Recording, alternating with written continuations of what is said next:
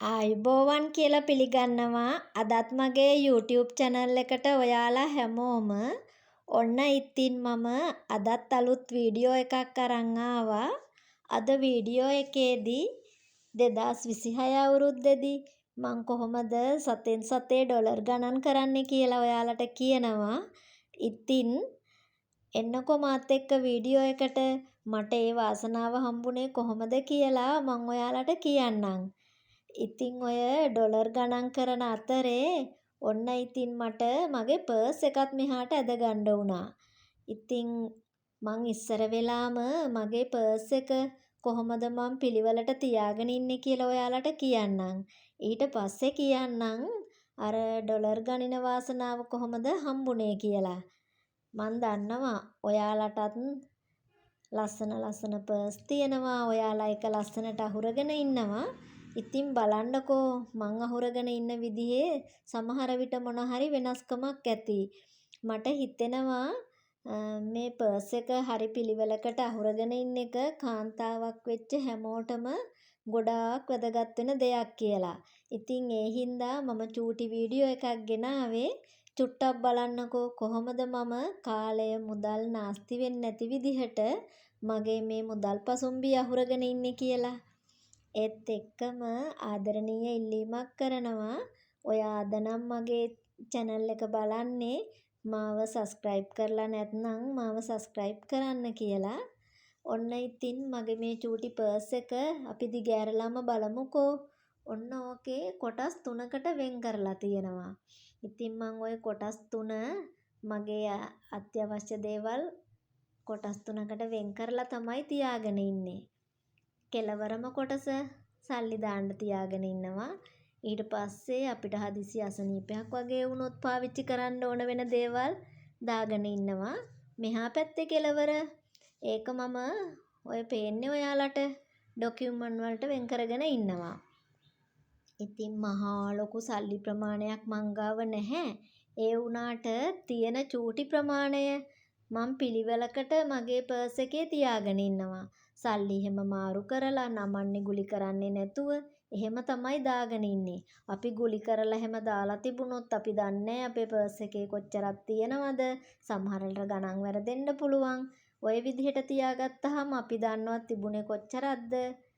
අනිත් එක අපි මොනවට හරි ගෙවීමක් කරන්න ඕන වුණොත් අපි හිතමු බස් එකේ යන වෙලාවක අපිට ටිකට් එකක් ගද්දි මාරු සල්ලි දෙන්න වගේ ඕන වුණොත් කාසි පවා මම වෙනම තියාගෙන ඉන්නවා. ඉතින් අපට ඉතුරු මුදල් හම්බුනේ නැහැ කියලා මූණද කරගන්න එහෙම ඕන වෙන්නෙත් නෑනේ. ඔයාලා දැක්කනේ මං 60 කට්ටකුත් තියාගෙන ඉන්නවා. හදිස්සියේ අපේ ඇඳුමක් හරි චුට්ටක් කිරුණොත් ගෙදර එනකන් ෂේප් වෙන්න. ඒත් එක්කම අනිවාර්යයෙන්ම පෑනක් තියාගෙන ඉන්නවා. බැංකුවට ගිහින් එහෙම කාගෙන්වත් පෑන ඉල්ලන්න බැංකුවේ තියෙන පෑන වෙන කෙනෙක් ලියනකම් අපි කාලේ නාස්ති කරන්න එහෙම ඕනි වෙන්නේ මං කිව්වේ ඔයාලට මේ හදිසි අසනීප තත්වයකදී ඕන වෙන පෙනඩෝල් ප්ලාස්ටර් එකක් ඒ වගේ දේවල් පර්ස් එකේ දාගෙන අනවශ්‍ය ටිකට් කොල කෑලි කිසිම දෙයක් පර්ස් එකේ තියාගන්න නැහැ. බලමුකෝ මම ඩොකියුමන්ට් කොටස කොහොමද තියාගෙන ඉන්නේ කියලා.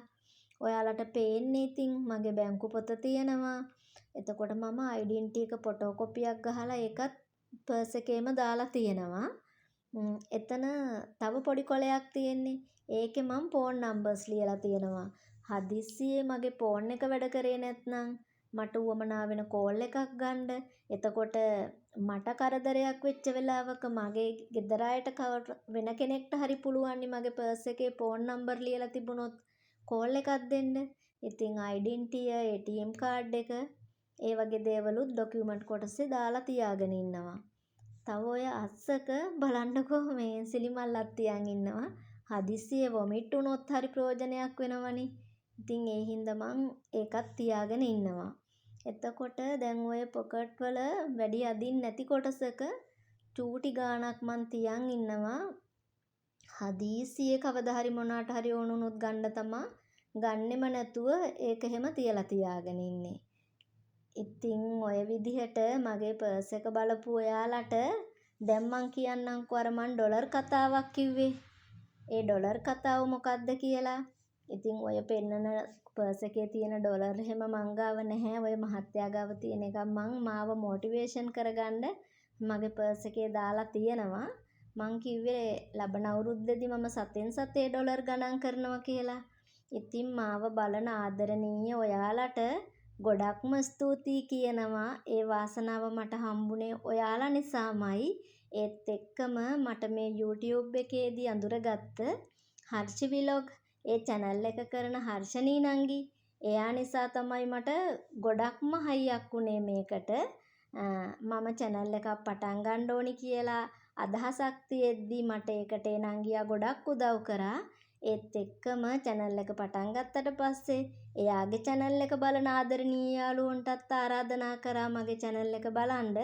ඉතින් ආදරණීය යාළුවෝ ගොඩාක් මට එකතු වෙලා ඔයාලා මට ලියපු ආදරණීය කමෙන්ට් මට දාපු ලයික් එකක් ඔය වගේ දේවල් නිසා කෙටි කාලයකදී ආයතනයේ බලාපොරොත්තු වෙන ක්‍රයිටීරියා එකට මට යන්න හම්බුණා. ඉතින් මම ඔයාලා හැමෝටම ගොඩාක්ම ස්තුතියි කියනවා.